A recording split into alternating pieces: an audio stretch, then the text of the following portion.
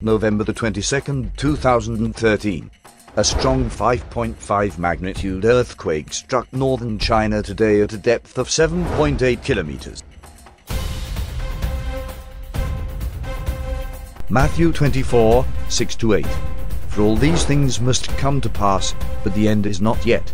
For nation shall rise against nation, and kingdom against kingdom, and there shall be famines, and pestilences, and earthquakes, in divers places. All these are the beginning of sorrows.